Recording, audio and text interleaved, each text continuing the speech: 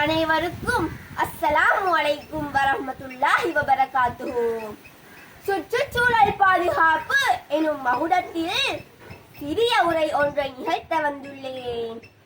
எமது ஆரோக்கியமான வாழ்க்கை எதில் தங்கியுள்ளது தெரியுமா? தெளிந்த நீரிலும் பரந்த நிலத்திலும் உயர்ந்த மலையிலும் அடர்ந்த காட்டிலும் அடங்கி கிடக்கின்றது.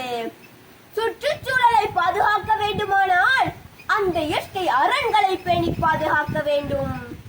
இந்த உண்மையை அறிந்ததால் தான் ஜூன் 5ஆம் தேதி உலக சுற்றுச்சூழல் தினம் கொண்டாடப்படுகின்றது. நம்மை சுற்றியுள்ள சுற்றுச்சூழல் நாள்தோறும் மாசடைந்து வர காரணம் யார் தெரியுமா? நாமே தான். தொழிற்சாலை கழிவுகளாலும் ரசாயன பொருட்களாலும் நிலத்தை மாசுபடுத்துகின்றோம். தொழிற்சாலை கழிவுகளாலும் கால்நடைகளாலும் நீரை மாசுபடுத்துகின்றோம். தொழிற்சாலை புகையாலும் வாகன புகையாலும் வலியை மாசுபடுத்துகின்றோம். நாம் எப்போது திருந்துவது? மரம் நடுவதும் காடு வளர்ப்பதும் சூழல் மாசுபடும் திட்டங்களை கைவிடுவதும் தொழிற்சாலை கழிவுகளை சுத்திகரிக்கப்பட்டதாய் மாற்றுவதும் வளர்ந்து வரும் சந்ததியினரிடையே சூழல் பாதுகாப்பு அவசியத்தை எடுத்துரைப்பதும் எமது செயல்கள்.